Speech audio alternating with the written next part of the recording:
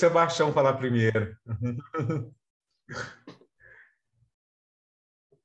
Tá Ok, certo. Sebastião, pode ser você?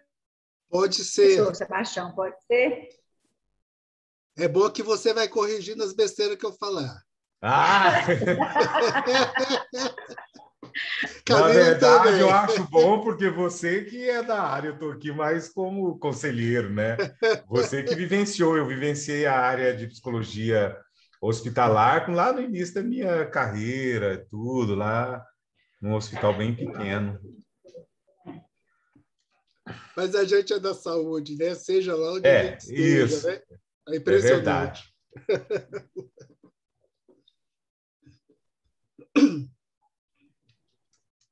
A gente está ainda com 3 minutos aqui para as 19 horas. Eu costumo dar 5 minutinhos, porque esse horário o pessoal está no trajeto de trabalho para casa e às vezes demora um pouquinho para entrar. Mas a gente já está com 13 participantes na sala.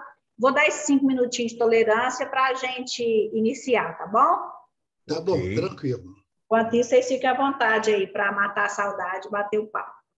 Pois é, o evento está tão interessante da Semana do Psicólogo, Seba, que a gente chamou as faculdades, sabe? Do estado inteiro. Então está tendo uma demanda muito boa, com muitas mesas e tudo. E aí eu estava olhando, que é interessante, tanto a psicologia escolar e educacional quanto a hospitalar quase não tem mesa. Aliás, não tem mesa. Então, isso é muito interessante sobre essa questão da pesquisa. E aí eu achei muito legal, eu conversando com os meninos, que com esse tipo de... que tem um grupo, uma comissão que chama Comissão de Pluralidades. E a gente vê isso. Uma das temáticas também que é complexa é em relação aos documentos psicológicos. Entendeu? Que é o grande problema que se sabe, né? Nessa relação lá do conselho, né? Então, nesse sentido, é muito interessante. E aí a gente vai focar nas questões de redação mesmo, sabe, Seba? Nós vamos trabalhar isso com as faculdades para que as pessoas... a questão dos construtos, né? A avaliação psicológica, as pessoas não conseguem concatenar o teste, né, psicológico com o que é a demanda, né? Então, isso tudo... E foi interessante. E aí a gente vai trabalhar essa orientação. Que bacana. Desde o semestre passado, no programa de estágio, eu coloquei como conteúdo os documentos psicológicos para a gente treinar a partir da perspectiva do hospital. Lógico que nem sempre nós temos demanda real para construir todos, mas o laudo, os pareceres, os relatórios, não é? Isso tudo a gente pode trazer para o escopo do ensino da graduação e realmente acho que é o basicão para a pessoa pegar o canudo, né, para ela se formar. Ela precisa ter esse conhecimento. Então, quando tem a iniciativa do conselho, acho que vai reforçando mais para os egressos e também para os profissionais da necessidade de alinhar os documentos que nós fazemos, as orientações técnicas, não é? Isso mesmo. Isso é muito importante. Mas eu encontrei a minha vizinha aqui, na hora que eu estava chegando do hospital agora à noite, e ela falou, acabei de ver a mesa do conselho, estava muito boa, a mesa sobre esporte. Ai, que legal, Adriana, né? Exatamente. E aí só para você ver, o Simpla até 300 e depois pode passar para 900, sabe, pessoas. Então, tá tudo lotado, né? Nesse bacana, sentido. Muito bacana.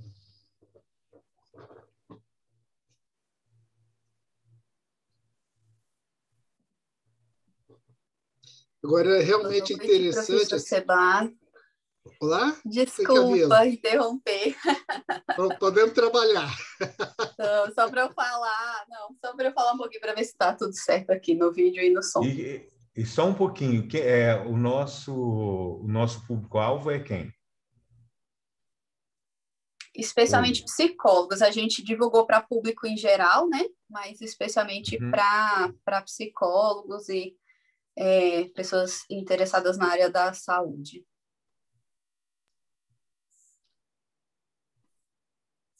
É uma parte de tietagem que eu estou vendo aqui pessoas da minha família assistindo pela primeira vez.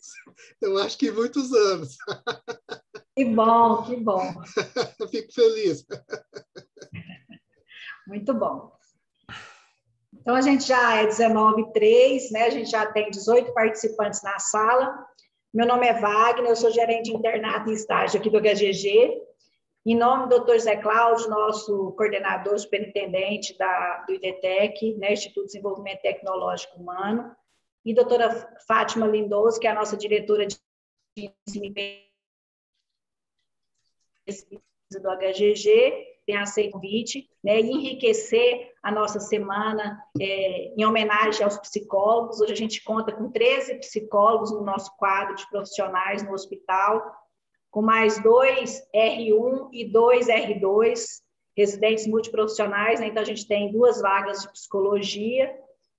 A gente está com várias atividades essa semana, né, com algumas experiências vivenciais, experimentais, que o Dr. José proporcionou para os nossos profissionais, e a gente fica muito feliz em receber vocês, né? Obrigado por terem aceito esse convite. Eu quero convidar a Camila Santos Paiva, que é psicóloga aqui na nossa instituição, ela que é mestre em ciência da saúde, especialista em psicologia da saúde hospitalar e terapia intensiva aqui do HGG, para mediar e ajudar vocês na condução desses trabalhos. Sejam muito bem-vindos, muito obrigada pela presença de vocês. Camila, é com você. Muito obrigada, Wagner, pela apresentação. Obrigada a todos pela presença hoje. Então, estou muito honrada de poder fazer a mediação desse evento, né, com 2 profissionais tão importantes para o nosso meio, e para falar de um momento tão importante que é da Semana do Psicólogo, né, Dia do Psicólogo, em comemoração, uma profissão que, especialmente na área hospitalar, tem lutado muito ali para avançar e ser reconhecida, né, dentro desse contexto. E especialmente esse ano, pós um ano de pandemia, né, 1 ano e meio de pandemia, cada vez mais reconhecidos e requisitados, né, nesse trabalho. Eu acho que os desafios da psicologia nessa pandemia foram muito grandes, mas eu acredito que a gente tem dado conta de responder à altura desses desafios, né? Temos sido muito solicitados, especialmente na área hospitalar, mas eu acredito que em todas as áreas, a saúde mental, ela foi muito reconhecida nesse momento de isolamento social, de perdas, né, de lutos não elaborados. Então, a gente está mesmo passando por um momento de ressignificar a nossa vivência, ressignificar a nossa profissão e mostrar para as pessoas a que nós viemos. E, para mim, muito honroso falar sobre isso. Estou muito feliz, muito honrada com a presença de vocês, especialmente do professor Seba, que vai começar a nossa fala, né? Então, é o professor Sebastião Benício da Costa Neto, é psicólogo, especialista em psicologia hospitalar, mestre em psicologia do desenvolvimento humano e doutor em psicologia pela Universidade de Brasília. Pós-doutor em psicologia pela Universidade Federal do Rio Grande do Sul e pós-doutor em psicologia pela Universidade do Minho, em Portugal. É psicólogo do Hospital das Clínicas, da UFG, e professor dos programas de graduação e pós-graduação em psicologia da PUC Goiás. Pesquisa e publica nas áreas de psicologia da saúde e educação interprofissional em saúde. Muito obrigada por ter aceito o nosso convite. Você vai, com você a palavra. Muito obrigado. Inicialmente, eu só vou compartilhar os meus slides, mas quero agradecer imensamente o convite que me foi feito. É um prazer, e um prazer muito grande rever o Adson, que é uma pessoa que eu tenho mais puro apreço, uma pessoa que há muitos anos tem trabalhado frente ao Conselho Regional de Psicologia, realmente numa doação imprescindível que a nossa categoria precisa. Vou complementar os agradecimentos daqui a pouquinho, mas quero dizer inicialmente que, ao ser convidado, me foi colocado este tema desafios da psicologia hospitalar nos tempos atuais, e um subtema, do ponto de vista do profissional pesquisador. Eu não quero ser arrogante, julgar que a minha fala representa todos os pesquisadores, então eu fiz uma pequena variação e vou falar pelo menos o ponto de vista de um profissional pesquisador, um profissional que sempre desenvolveu a sua investigação dentro do contexto hospitalar e da saúde. E cada dia mais novidades aparecem, cada dia mais nós vamos aprendendo com os colegas, seja no Brasil, seja os colegas locais, que também fazem coisas brilhantes, seja os colegas na esfera internacional. Então, é um aprendizado contínuo que essa área realmente exige. Eu estou tentando passar aqui, só um minutinho.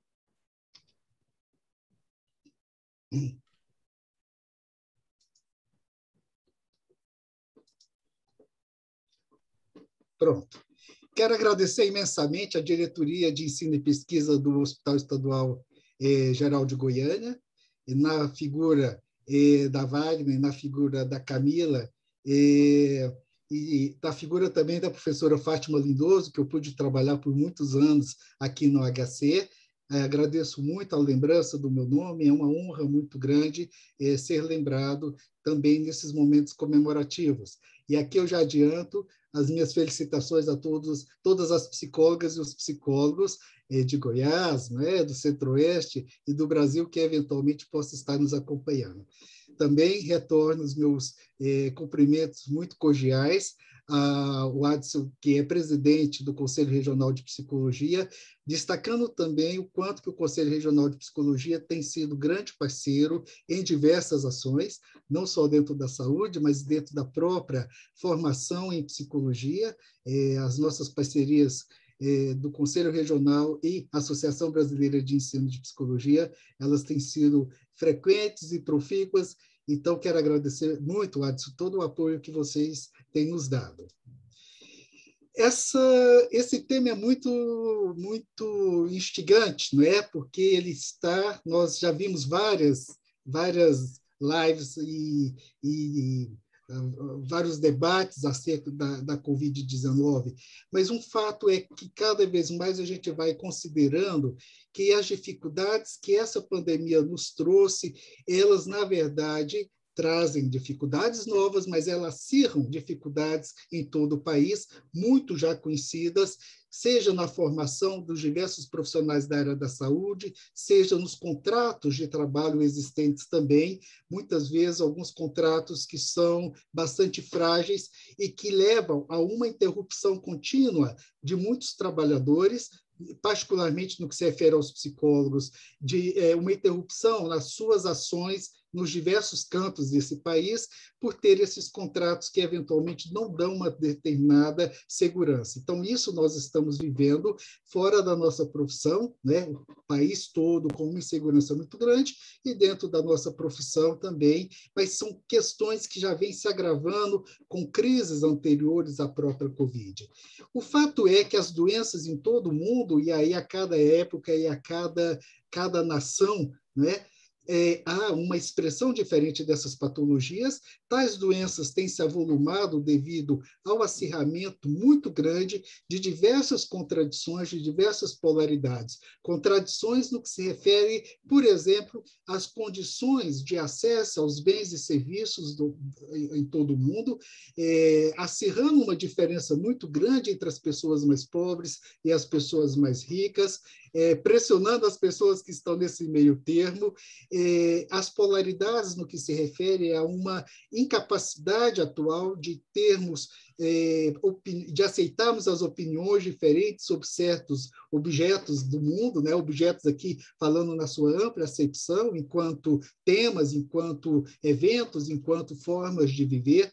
Então, essas contradições e essas polaridades marcam em todo o mundo um aumento de violências, seja em países considerados desenvolvidos, seja em países em desenvolvimento, como o nosso, talvez eu enquadro mais nessa categoria. Há um agrupamento cada vez maior de riquezas, quer dizer, quase 98% da riqueza mundial na mão de 1% da população mundial. Quer dizer, o que a gente pode esperar de um balanceamento desse mundial que nós estamos registrando, sobretudo nas últimas décadas? Nós vamos esperar um aumento de desemprego, um aumento de desesperança, um aumento da pobreza e, sem dúvida, tudo isso impactando a saúde do indivíduo, levando a diversas somatizações. E aí nós encontramos como uma ponta final, né? Eu não sei se é final, na verdade, mas um determinado locus onde esses problemas vão aparecer, as nossas unidades de saúde, seja hospitalares ou não, com pessoas visivelmente com quadros psicossomáticos ou com quadros somatopsicológicos, ou seja, com transtornos, com dificuldades, com sofrimento psíquico a partir de coisas que vão lhe ocorrendo no corpo, e essas coisas que vão ocorrendo no corpo têm a ver com um sistema, com uma rede maior de adoecimento mundial que nós estamos presenciando. E sendo muito fiel à ideia muito inicial de 30 anos atrás, 35 anos atrás, quando começamos a nos envolver ainda, né, como aspirantes a estagiário da psicologia hospitalar, sempre uma ideia foi muito importante, que é a ideia da humanização desses espaços de tratamento e de cuidado em saúde. Então, ainda, nós temos que enfrentar todas essas dificuldades que nos apresentam, também nunca abandonando esta ideia de levar para os ambientes de tratamento e de reabilitação, e muito fortemente os ambientes de prevenção, que precisamos desenvolver tanto, este é o lugar da humanização no contexto da saúde.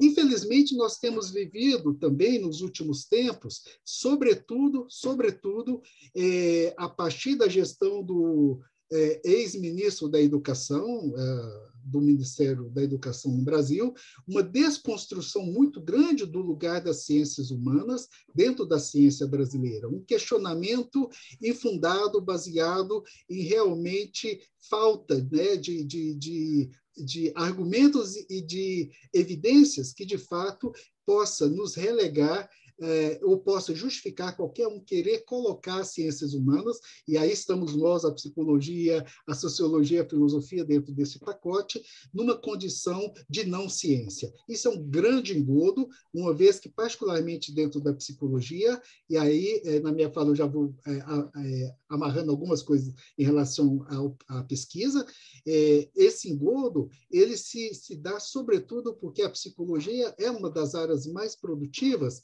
dentro do conhecimento brasileiro. Então, essa desmoralização que se tentou fazer das ciências humanas foi uma grande perversidade e algo que só veio confundir o nosso papel, o nosso lugar dentro da nossa sociedade. Eu não preciso dizer para vocês, e muitos de vocês, qual que é o valor da ciência. A ciência é tão atacada, mas eu quero dizer das particularidades das ciências humanas. A nossa ciência aqui, na minha foto, é uma folha amassada. Na verdade, eu quero... eu trouxe para exemplificar que muitas das ciências, chamadas ciências duras ou ciências exatas, elas buscam muito por meio das fórmulas, das equações matemáticas, descobrir certas realidades, como, por exemplo, a superfície de uma folha. Mas as ciências humanas funcionam de uma forma muito diferente, porque os fenômenos humanos não são fenômenos lineares, são fenômenos que têm uma complexidade muito grande, portanto, eles vão se tecendo como uma teia. Então, quando a gente recebe um paciente com quadro psicossomático no hospital, quanta coisa esse paciente já passou na sua vida que foram se combinando para gerar uma determinada afecção. Então, a nossa ciência, as ciências humanas, se ocupa desses objetos que são difíceis de você precisar por meio de equações matemáticas, ainda que haja muito esforço de sistematização o tempo todo do nosso conhecimento. A nossa ciência, então, ela tem algumas características muito importantes, que é o caráter interdisciplinar das ciências humanas. A gente tem que olhar a psicologia também com olhos em outras ciências, compartilhando com outras ciências, dialogando com outras ciências. E temos vários modelos dentro da psicologia que nós utilizamos isso, desde os pós-positivistas, passando por os interpretacionistas, fenomenologistas, até os sociocríticos, são formas de se abordar os objetos psicológicos e, portanto, as realidades, e, portanto, tentar explicar o que está ocorrendo, mesmo nessa situação que nós temos da Covid-19. Não raras vezes, ao fazermos uma ligação para um paciente que está em isolamento, nós começamos a desconfiar que outros processos estão ocorrendo ali de vulnerabilidade dessas pessoas. Ou as próprias pessoas relatam as suas vulnerabilidades de natureza as mais diferentes. Então, como que nós podemos conduzir um conhecimento, produzir um conhecimento que seja útil para a sociedade e que avance a psicologia no campo da saúde? Nós temos que considerar este campo, esse caráter interdisciplinar. E também as práticas interdisciplinares. As nossas investigações, em muitas delas, de uma forma expressiva, elas vêm do nosso fazer profissional. Não são objetos de investigação ou temas de investigação que nós tiramos assim porque não tínhamos mais nada para pensar. Isso vem das nossas práticas, isso vem do nosso trabalho, do nosso dia a dia.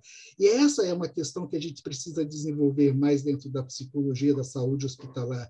A ciência não é separada da nossa prática, ela é complementar à nossa prática. Tem hora que ela orienta, tem hora que ela é induzida pelas nossas práticas. E esse vai ser o nosso exercício e um dos nossos desafios.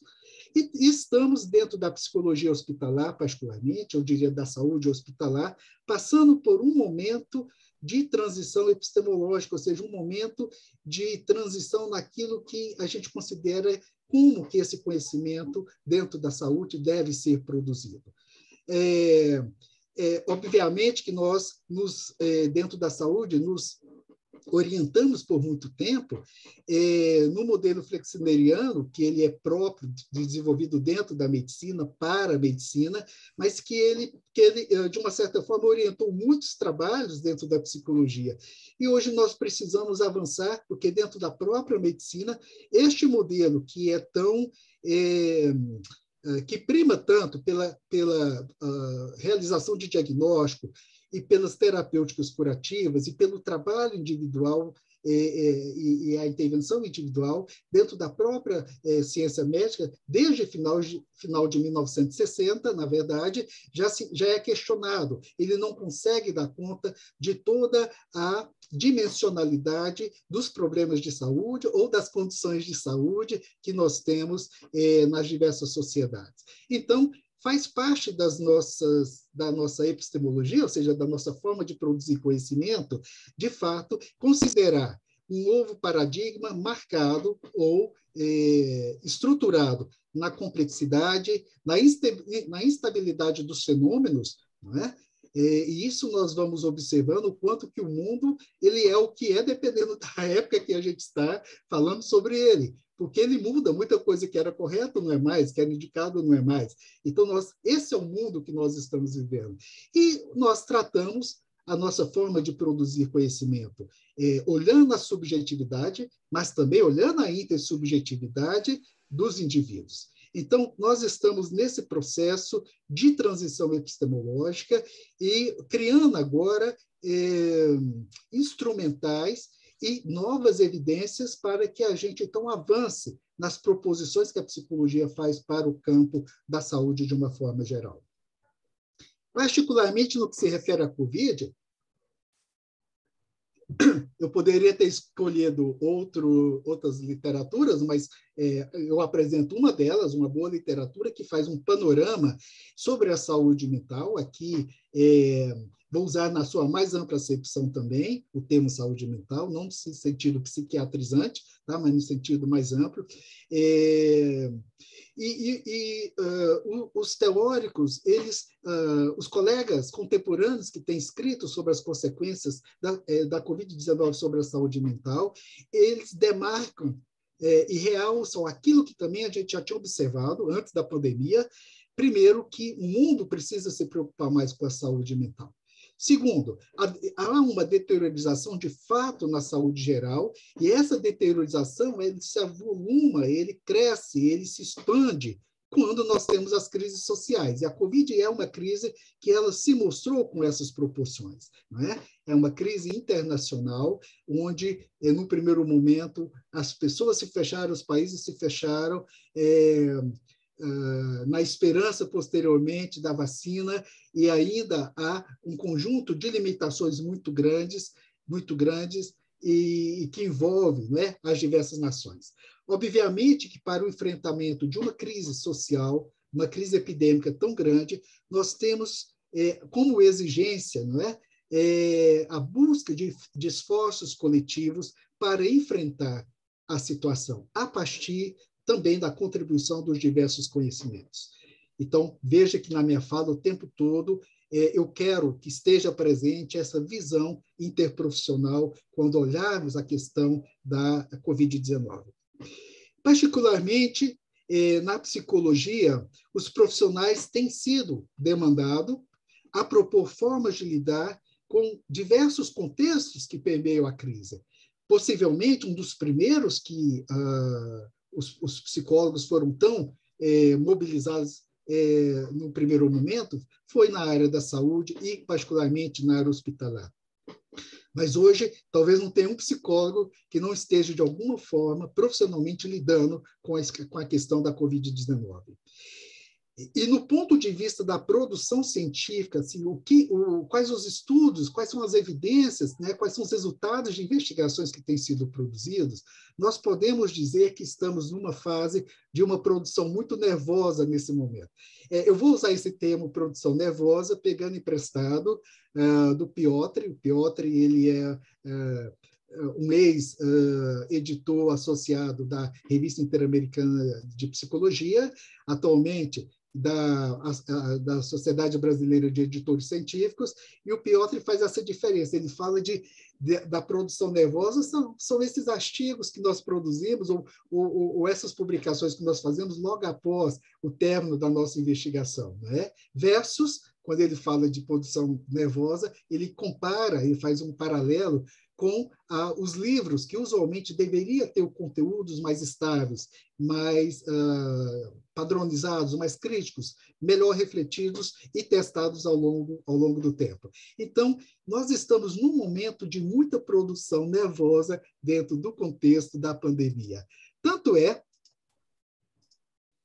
é que dois importantes jornais mundiais, tá, de reconhecimento mundial, o New England Journal of Medicine, ele está fazendo retratações de alguns artigos que foram publicados no ano passado, e também a revista The Lancet, também, que é um expoente de revista, é o sonho de publicação de muitos pesquisadores em todo o mundo, também fazem retratações, porque muitos desses artigos, os autores vieram posteriormente e disseram que tiveram algum erro, seja metodológico, seja na análise dos dados. Então, nós estamos nesse momento onde a produção científica dentro da nossa área, nós temos que ler e ler com cuidado, porque pode ser que tenha mudanças nisso que está sendo produzido agora. Não acho nada de mal nisso, sinceramente, porque as pessoas, obviamente, estão acumulando esse conhecimento, estão socializando esse conhecimento, e a ideia disso tudo é informar as pessoas e talvez fazer com que elas também agreguem as suas reflexões sobre o tema, esses estudos. Particularmente no que se refere aos aspectos psicológicos envolvidos na pandemia, e isso nós podemos observar dentro do hospital, dentro das outras unidades de saúde, dentro do trabalho de telemonitoramento psicológico que nós estamos contribuindo nesse momento, com um grupo muito importante de psicólogos da Secretaria Municipal de Saúde, nós podemos identificar muitas dessas características. E eu vou pegar aqui emprestado, sobretudo de Duan Zhu, de um artigo de chineses, colegas chineses, que já estão falando em pós-crise, né? Eu acho que nós estamos ainda numa crise, eles estão falando de pós-crise, mas já trazendo, já identificando elementos psicológicos muito presentes. Não vou ler esse listado todo, gente, mas só pontuar algumas coisas. Essa fase que chama de pré-crise não é pré-pandemia, mas é o primeiro momento onde a pandemia ela é reconhecida em todo o mundo e começa a se tomar medidas de isolamento. Neste momento, muitas pessoas em muitos países e muitos governantes passaram por um otimismo chamado irrealista, ou seja, não, isso vai passar logo, isso é uma besteira, vamos fechar 15 dias. Algumas pessoas burlaram essa fase, né, da quarentena inicial, outras realmente seguiram mais fielmente, mas essa presença do otimismo realista foi observada em várias nações. Depois, teve um movimento da gente ficar um pouco assustado e correr um pouco para acumular comida, material de higiene, não é? E alguns outros bens. Eu me lembro muito bem que, na terceira semana de pandemia, quando eu fui comprar alimentos numa grande loja aqui em Goiânia, não é? Ela estava absolutamente lotada, e a área que estava mais lotada era a área que tinha a ver com eletrônicos, essas coisas assim, né? Não era exatamente só a alimentação. Bem, o isolamento social ele esteve presente o tempo todo, e a quarentena de casos positivos ou de casos suspeitos também são eventos que foram matizando as respostas psicológicas da população. Muitas dessas pessoas, logo no início, já começaram a apresentar sinais de sintomas depressivos ou estresse agudo, com 2, 3 semanas de isolamento, e abuso de substâncias lícitas e ilícitas, não é? As pessoas começaram a beber, por exemplo, bebida lícita muito mais vezes em casa, com maior frequência, uma vez que na rua estava proibido.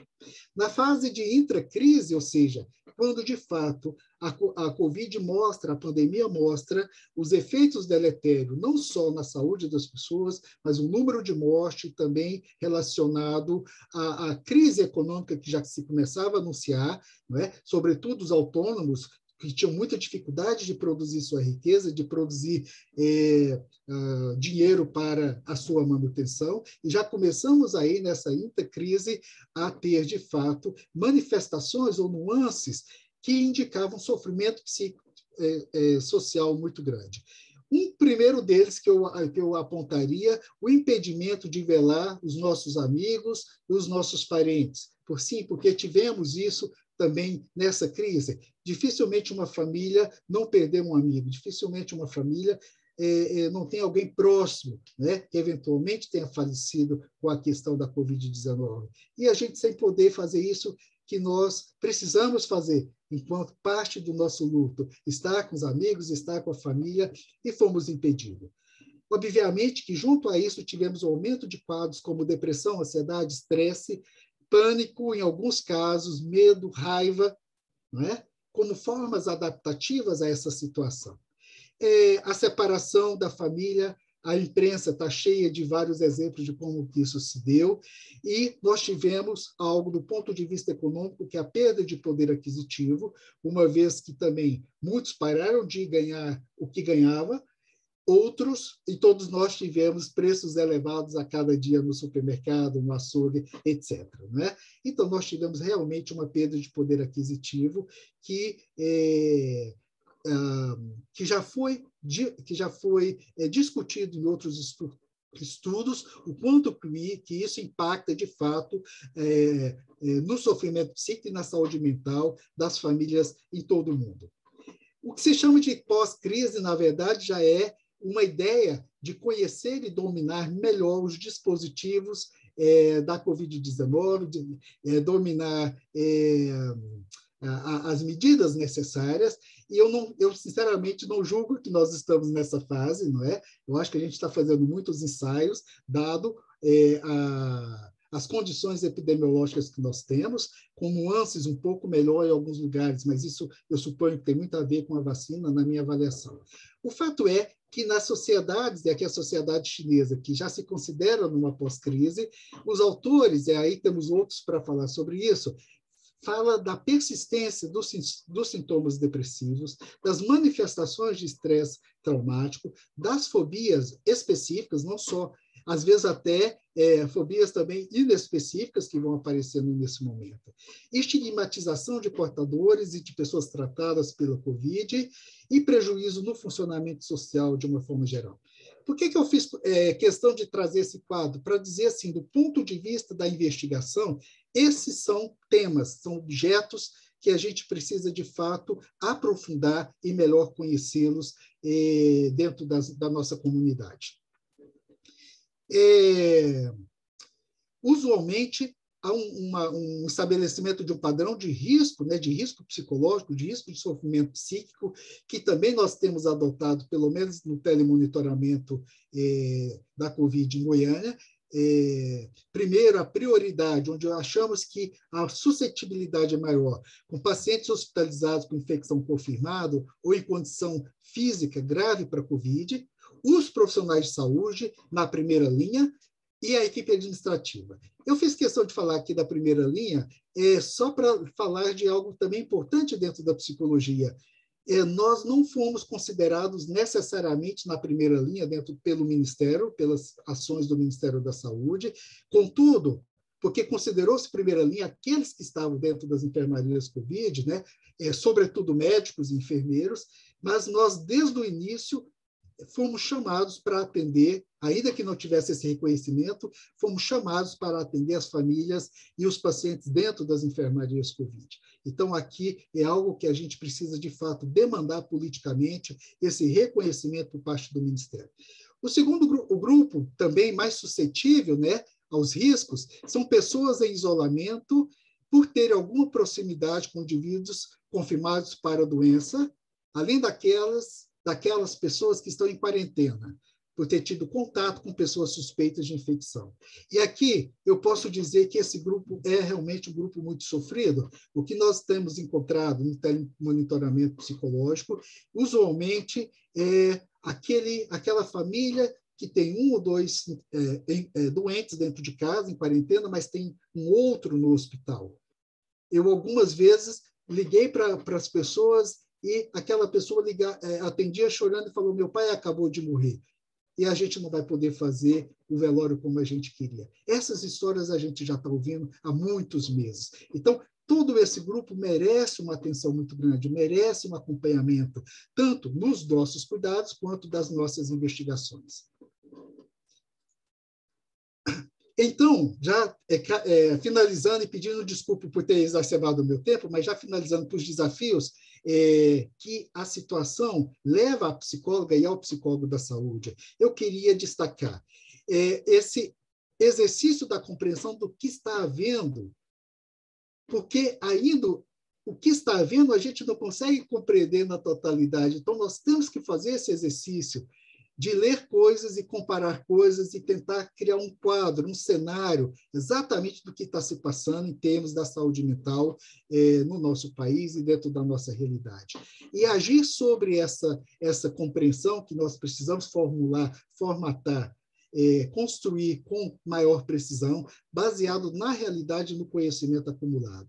Nossa ciência não começou na Covid. Nossa ciência ela é uma ciência de que já tem algum tempo e ela é muito amadurecida. Então, nós não temos que ficar inventando a roda o tempo todo. Vamos voltar, ler a teoria de crise, vamos voltar, ler as teorias de estresse pós-traumático e tantas outras que nos auxiliam a contribuir nos cuidados da população nesse momento.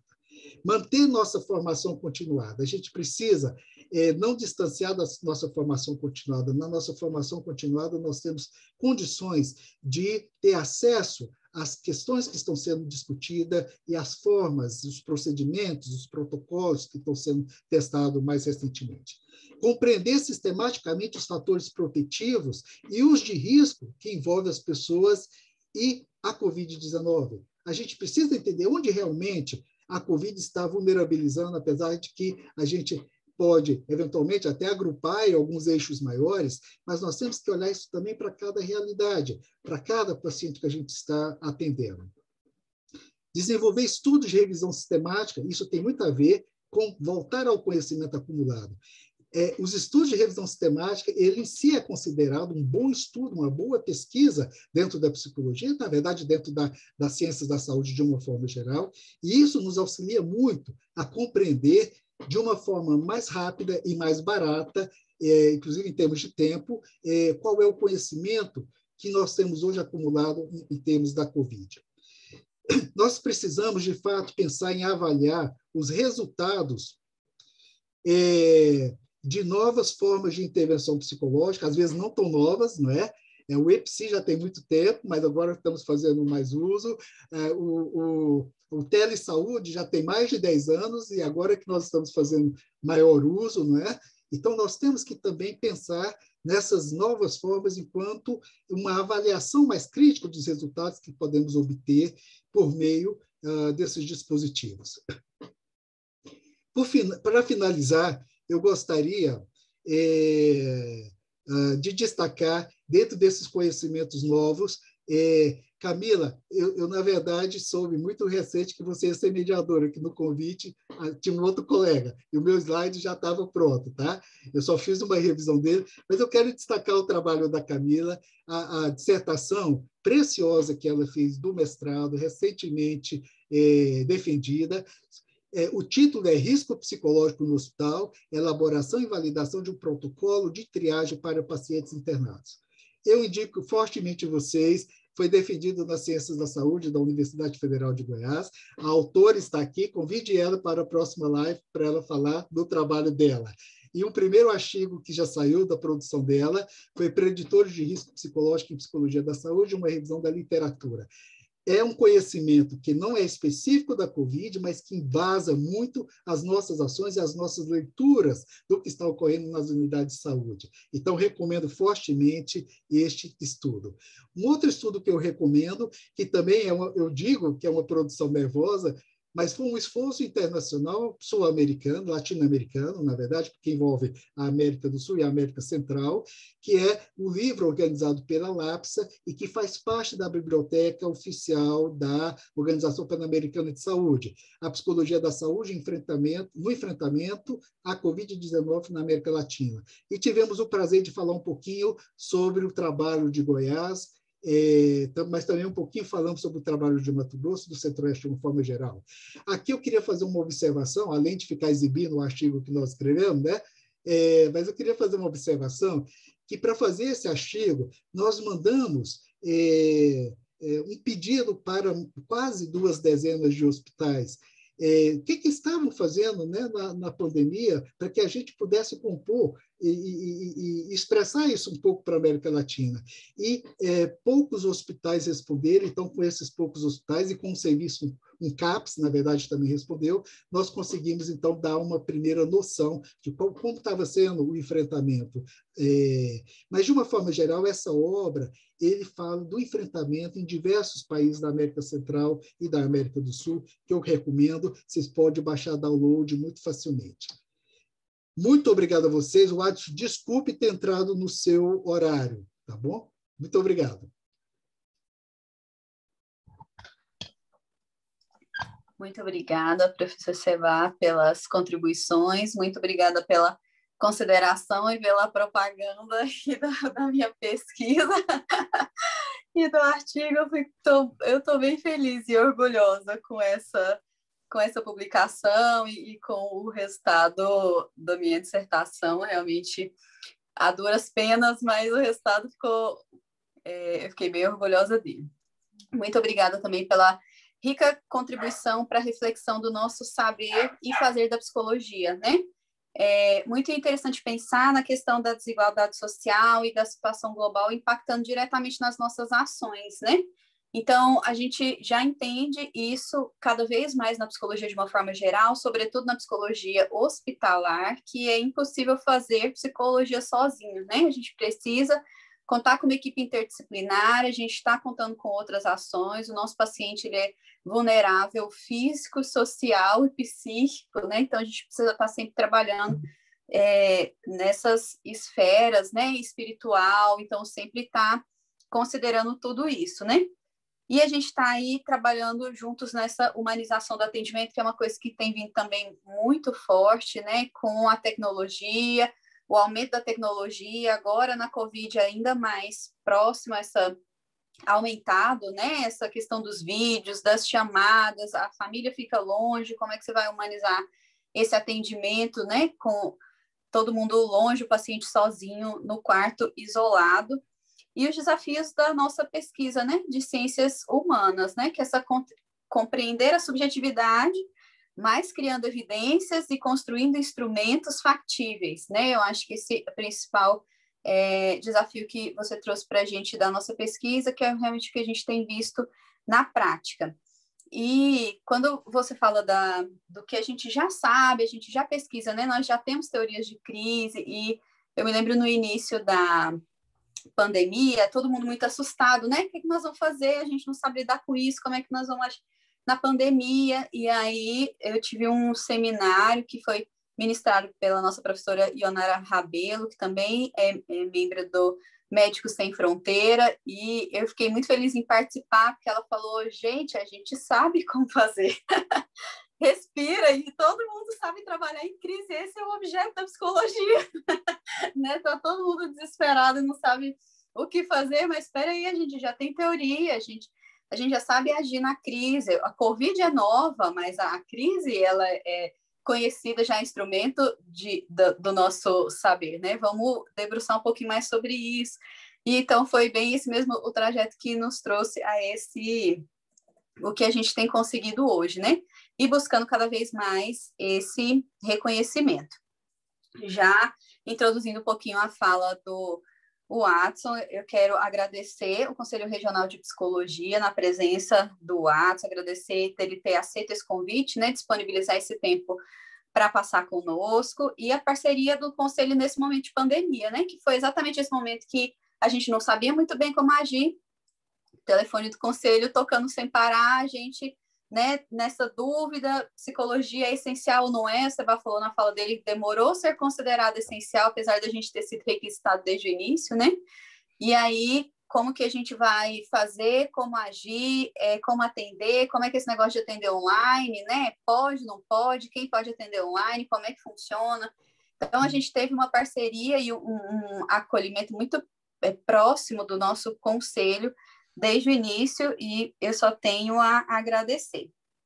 Então, o psicólogo Watson Arantes Gama, ele é mestre em psicologia, especialista em psicologia social e ensino à distância, e professor de graduação e pós-graduação, e presidente do nosso Conselho Regional de Psicologia, que é a nona região.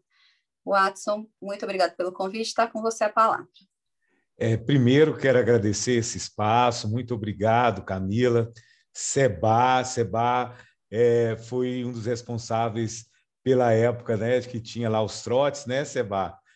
Há muitos anos, no milênio do século passado, né, essa parceria, sempre engajado aí nessas questões. Quero agradecer o Zé Cláudio, que foi o meu primeiro empregador, né? Eu, recém-formado lá em 93, cheguei lá e o Zé Cláudio, o seu currículo está pequeno demais, está muito barriga verde. Eu falei para ele, se você não me der chance, não vou amadurecer. Aí ele falou assim, o emprego é seu, né? Então, o Zé Cláudio, trabalhei na época da Sociedade Cidadão 2000, então sempre uma pessoa engajada nessa área, então sempre uma relação íntima aí, né, com o IDETEC, com o hospital, com as Senhoras do Cerrado, né? Vocês sabem que eu trabalho com a Companhia de Teatro Senhora do Cerrado, e que a gente fez vários trabalhos aí junto, né, nas apresentações com os pacientes. E aí, ouvindo o Seba, eu falei assim, que caminho que eu tenho que seguir? Aí eu trouxe uma frase do nosso querido Jung, tá? Para a gente poder começar essa reflexão. Conheça todas as teorias, domine todas as técnicas, mas ao tocar uma alma humana, seja apenas outra alma humana. Então, o Jung traz essa reflexão. E aí eu quero trazer essa reflexão para nós, né? E nós, psicólogos, seja o psicólogo hospitalar, o psicólogo que está cuidando aí da outra pessoa, né? Nós estamos vivendo numa mesma tempestade, mas navegando em barcos diferentes, não é assim? E os enfrentamentos, os copings, né, os enfrentamentos a gente já tinha antes da própria pandemia. Mas e agora? Como é que está esta questão do autocuidado? Né? Nós falamos muito das técnicas, nós falamos dos cuidados, mas como eu, como psicólogo hospitalar, eu estou me cuidando? Como é que está essa questão do meu equilíbrio, né, nesse processo como um todo? Né? Então, a importância da gente entender e compreender esse exercício profissional. E aí, o que eu estava pesquisando, que eu achei interessante, né, que a primeira equipe, né, de registro foi no Hospital McLean, em Massachusetts. É difícil falar esse nome, né? Em 1818, olha que interessante. E na década de 30, começou aí esse trabalho relacionado aí com a psicologia hospitalar. Gente, mesmo antes da psicologia ser profissão, que nós vamos fazer 59 anos agora, né, no dia 27, parabéns a todas as psicólogas e psicólogos aqui presentes, né?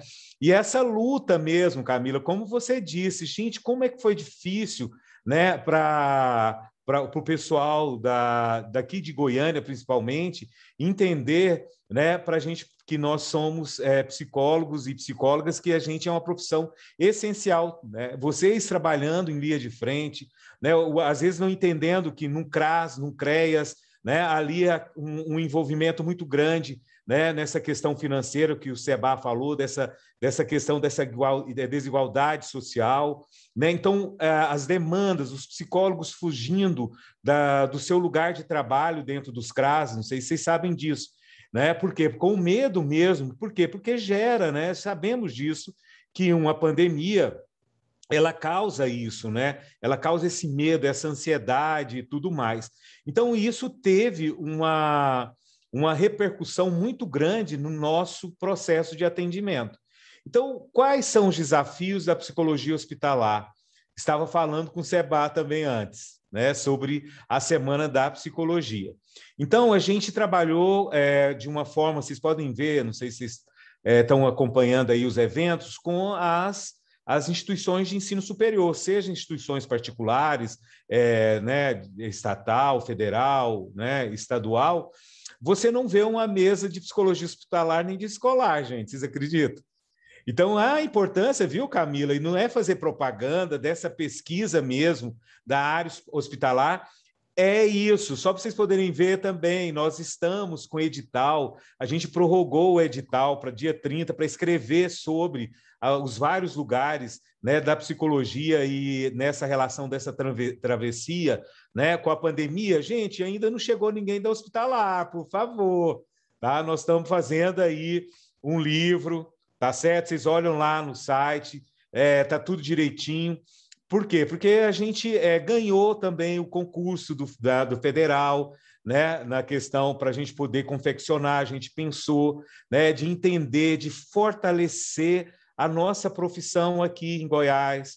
Tá? A gente vê, eu venho da área social, vocês sabem disso, então eu vejo trabalhos assim fantásticos, como vocês veem aí também. E não vai para esse lado que a Camila falou como cientista, né, de evidência. Acho chique isso, porque é o lugar onde as pessoas veem, olha, tem realmente a ciência aí. Tá? Então é importante, eu sei que é cansativo, que é muito automático a nossa vida, né, que a gente vive isso, mas você que é psicólogo e psicólogo hospitalar, escreva. Né? Lá no livro tem relato de experiência, isso é desafio. Né? Esse é um processo, né? E a gente já vem com esse grupo de coordenadores, só para vocês poderem ver, ó, deixa eu confessar com vocês que às vezes o povo fica bravo com o conselho, mas não sabe a estrutura. O staff do conselho é de 30 anos, gente. Na época lá, agora que foi permitido a gente fazer um novo concurso, porque agora o tribunal falou, olha, agora é elitista e agora pode fazer o concurso, entendeu?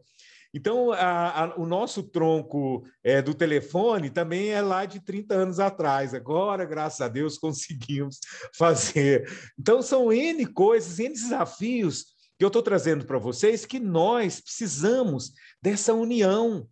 Nós precisamos realmente que tenha um espaço para poder esse grito ele ele se coloque. Por isso que eu fiz questão de vir aqui, porque eu já dei aula, né, de documentos psicológicos para vários cursos de psicologia hospitalar. E aí você vê esse desejo desse sujeito, mas, de repente, o salário, né, é muito baixo. E aí o nosso sindicato não funciona, e aí nós, por força de lei, a gente não pode entrar com decreto, né? E as pessoas não entendem isso, né? E aí é importante que nós estamos, tá? Aí a vias do nosso CNP, o ano que vem. Então, logo vai ter os pré-congressos, que é importante que vocês falem, porque eu acho que tem que mudar. Se a gente acha que precisa de uma resolução, que vai ter uma coisa relacionada ao emprego, sei lá o que for, a gente tem que colocar isso. Não tem que ficar chorando e sentindo, o conselho não faz isso, aquilo outro. Então, está na hora da gente colocar e ir lá brigar sobre tudo isso que a gente acha que é importante na prática. E aí eu vejo que a gente não ressignificou, a gente teve que reinventar. Nós tivemos que reinventar. É tanto que o Seba falou aqui, olha, tem o EPSI, podia, mas ninguém fazia, né? Agora está ali, só para vocês dizer, dobraram, aliás, triplicaram o número de pessoas fazendo o EPSI. Tá? Aqui em Goiás tem quase 2.000 pessoas fazendo, era 3, 4, e de uma hora para outra ficou gigante. É tanto que o Conselho Federal de Psicologia criou-se uma resolução para que você só preciso fazer só a sua inscrição na plataforma e que a avaliação será depois por causa dessa demanda. E aí, a psicologia hospitalar, ela está ligada à nossa profissão. Então, esses desafios, né? E aí eu trouxe uma amiguinha minha, né? Olha que linda, gente, tá? Essa aqui, ó, tá vendo aqui? Essa aqui é Babusca porque é polonesa, tá? Então, ela é a vovó, tá? Então, olha aqui que interessante trazer para vocês, ó, tá vendo? Vocês estão vendo? Ó? Chega até a menorzinha aqui que eu quero mostrar para vocês, tá bom? Então, por que eu trouxe, né, essa mulher, né, a matriosca, que é a russa, né, que todo mundo conhece? Por que eu trouxe? Porque é a questão de gerar, né, de gerar a vida e os vários lugares que a psicologia, e aqui eu estou trazendo, né, a psicologia hospitalar, né, que ela chegou até aqui. Quantos desafios nós tivemos que passar, né? A gente vê, eu lembro até hoje, lá em 1988, a Tamara Taxman, não sei se você lembra, Sebastião, acho que vocês trouxeram ela sobre a questão do trabalho humanizado em UTI. Tá? E aí foi uma coisa interessante que eu tenho a escuta até hoje, e eu participei de vários momentos, né, nessa época, no Araújo Jorge, ainda como aluno, né, e vendo essa capacidade, né, dessa escuta, né, e aí na minha época eu estudava Algerame, né, não sei se ainda estuda, né, estuda ainda, Seba? Estudo, inclusive com livros novos, inclusive com livros com participação de psicólogos goianos. Ai, que legal, gente. Olha que interessante essa matriosca aqui que eu estou trazendo, né? E a babusca para mostrar para vocês. E nós temos um sujeito que está aqui, né? Que eu falei assim, gente, eu lá com o Seba, o que eu vou falar desses desafios? Por isso que eu trouxe esse lugar desse cuidado com a gente. Né? A gente tem que tomar muito cuidado com isso, porque senão a gente envolve, né? E eu vejo eu mesmo aqui, né, no meu consultório, no meu trabalho com as senhoras do Cerrado, por exemplo, em 2 meses morreram 3 senhoras, tá? 2 delas por consequências da Covid, né? Uma pegou a Covid no hospital e a outra teve Covid 60 dias, né? E a outra teve um problema de saúde e faleceu. Então, o luto acontece com a gente. E como, eu pergunto, você, psicólogo hospitalar, qual que é o seu desafio aí nesse luto? Como é que você está gerindo, né? Se você está conseguindo digerir isso tudo que está acontecendo? Principalmente porque a gente já vivia numa sociedade, o quê? Numa sociedade automática. Lembra lá do Zygmunt Bauman, uma sociedade líquida que você está segurando e não está tendo lugar. Né? E não está tendo lugar. E aí, como é que você, né, está vivenciando isso, né? Então, ontem eu estava participando com a Graziella, uma pesquisadora, não sei se você conhece ela na área hospitalar, ela está fazendo uma pesquisa de recorre, sei lá, um nome assim. Você conhece ela, Sebastião? Não, não conheço, Ela professora está Grazi. fazendo uma pesquisa muito interessante com essa questão da saúde mental. Sim. Entendeu? Você vê, eu fiquei encantado com esse processo dessa interação dos Estados Unidos com o Brasil, como você falou aí, né, da ULAPSO, né, ou da psicologia da América Latina, que é um trabalho muito interessante. Então, é um caminho que nós não podemos mais o quê? Deixar.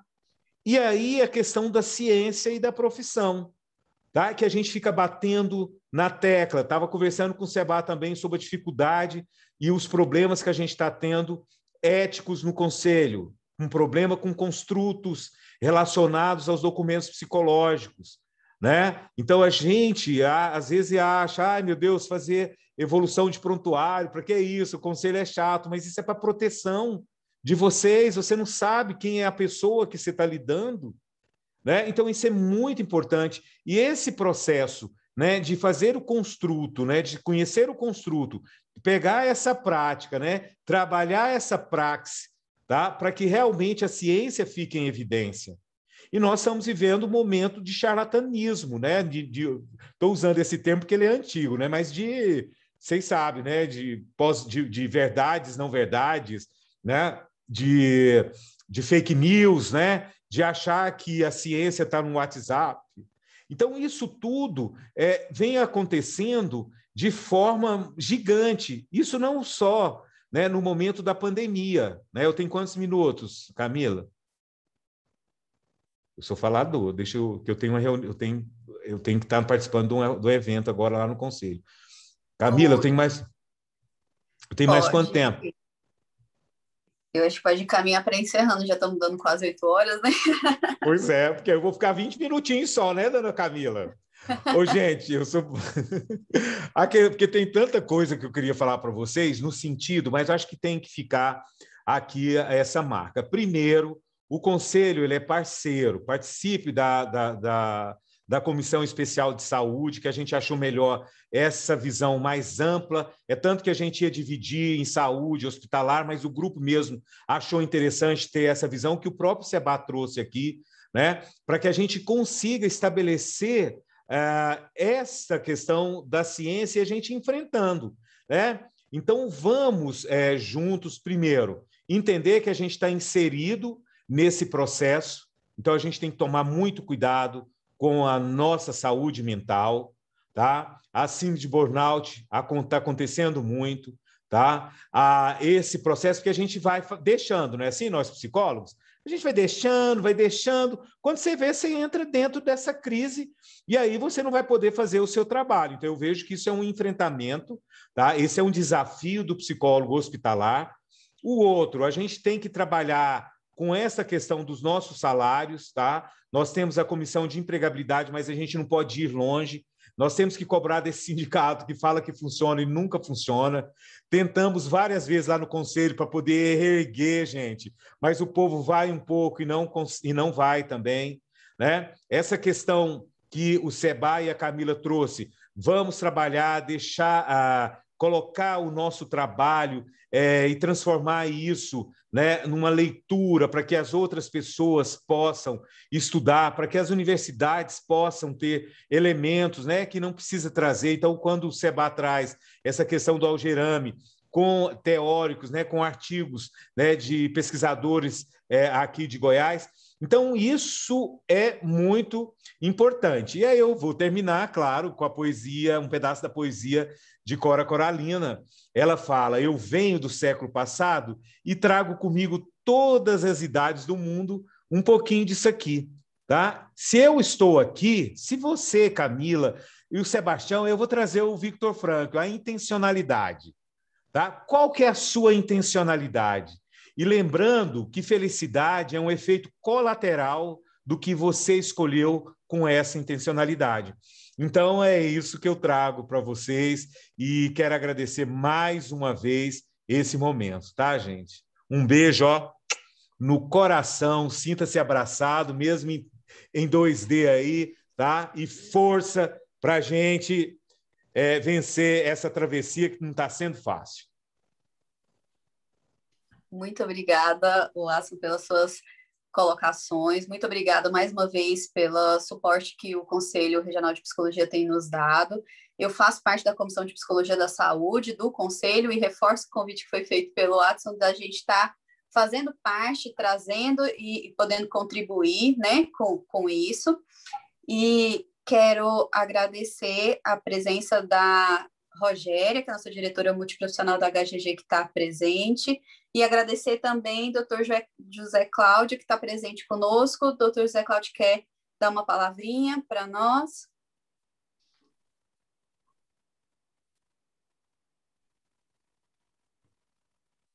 Será que ele ainda está presente?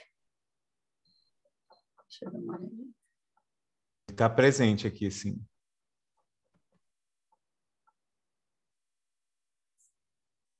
Presente. Acabei de postar aqui no chat, né? Boa noite a todos, é um prazer enorme. No meu agradecimento, né, ao competente, né, Seba, que a gente conhece há de muito tempo, sou admirador do trabalho. Obrigado. Já nos cruzamos algumas vezes aí.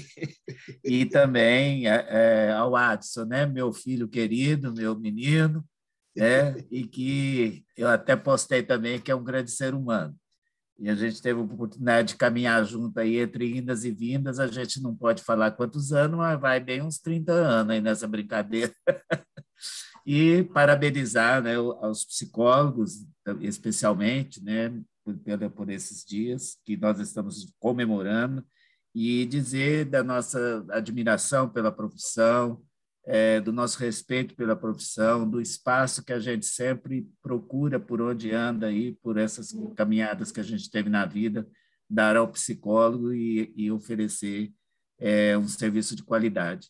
Acredito muito no SUS, vivo saúde pública, sempre vivi na área social e acredito que a psicologia ela faz parte de um grande projeto de equidade, um grande projeto de fazer um SUS melhor para todos. E a gente tem procurado vivenciar isso na prática, temos profissionais competentes no HGG. Quando não temos profissionais, a gente busca nossos parceiros de fora, né? Vocês, por exemplo, que palestraram aí hoje, a gente sempre está buscando, como buscamos agora, e queremos referendar realmente nosso apoio, nossa admiração, e aquilo que a gente puder fazer para engrandecer a profissão, lutar pelos direitos dessa profissão, que é maravilhosa. Quando o nosso primeiro palestrante aí colocou aquela questão das ciências humanas, é uma coisa bastante importante aquela reflexão, porque eu mesmo tenho um neto postiço que ele está fazendo aeronáutica, né? Está fazendo ciência espacial na UNB, e vendo aqueles cálculos, aquelas coisas domingo, quando eu estava vendo lá. Aí eu fiquei pensando, o que será que nós, das humanas, né, que tipo de cálculo que nós vamos fazer para chegar a entender a cabeça do ser humano, né? E acho que, assim, isso me tocou muito na sua exposição, porque realmente acho que é o que valoriza, né? É o que faz das ciências humanas uma coisa, assim, bem diferenciada mesmo. Só vai para humanas, com respeito de todas as demais profissões, mas só vai para as ciências humanas aquelas pessoas que realmente são muito especiais e que têm uma sensibilidade muito grande para lidar com o ser humano, lidar com as diferenças, lidar com todas as pluralidades, e isso é tão importante, e é isso vocês, psicólogos, fazem muito bem. Então, meu respeito à profissão, a minha admiração, e vamos junto, né? Construindo mais e cada vez mais, né? Sendo substituídos também, às vezes, né? Por alguns momentos. Agora a gente está vendo um momento de substituição de pessoas, esse ciclo todo que nós estamos vivendo aí, e vamos junto, porque a humanidade vai caminhar e nós, né? Um dia nos cruzaremos novamente. Muito obrigado a todos. Muito obrigado. Muito obrigado. Obrigado, muito Wagner. obrigado. Obrigado, Camila. Camila, nossa, muito especial. Estamos juntos aí. A Rogéria, nossa diretora, né? de serviços multidisciplinares, psicóloga também. Nós criamos essa diretoria no hospital para respeitar as demais profissões, porque todo mundo falava diretoria técnica, o médico, as outras profissões era tudo ajudante deles. Falei, não vai ser mais assim, vai ser todo mundo de igual para igual. Tem diretoria de enfermagem, tem diretoria de serviço multidisciplinar, é igual para igual. Então, vamos lá, gente. Muito prazer, boa noite a vocês. Boa noite, muito obrigada, doutora Zé Cláudio, pelas palavras. E muito obrigada a todos que participaram com a gente hoje. Também quero parabenizar os presentes que são psicólogos pelo nosso dia. Reforçar a fala do Watson quanto à importância da gente lembrar também da nossa saúde mental, né? Nós que estamos aí na linha de frente, todos os profissionais da área da saúde que estão na linha de frente, mas nós psicólogos também, nesse momento. Quero agradecer a todos. Rogéria, quer falar? Parece que apareceu aqui para mim que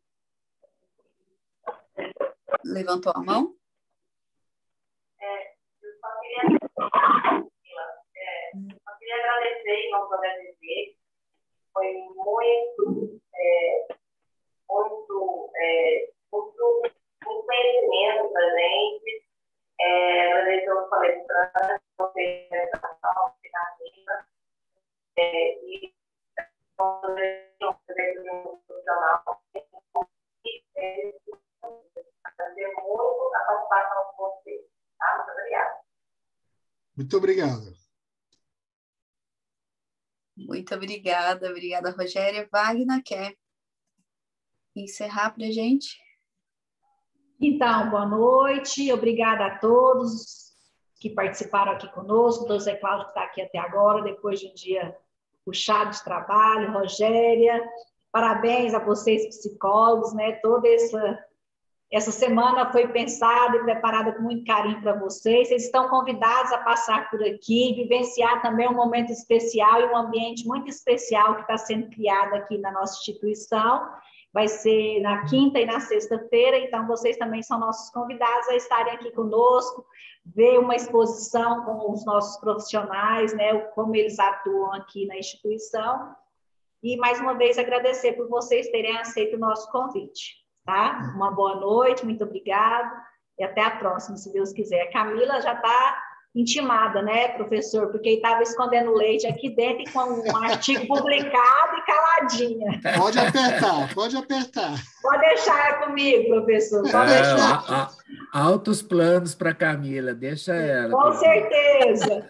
Muito obrigado a vocês todos. Boa noite. Boa noite. Boa noite a todos. Boa noite, gente. Muito obrigado mais uma vez. Tchau. Tchau, tchau. Tchau.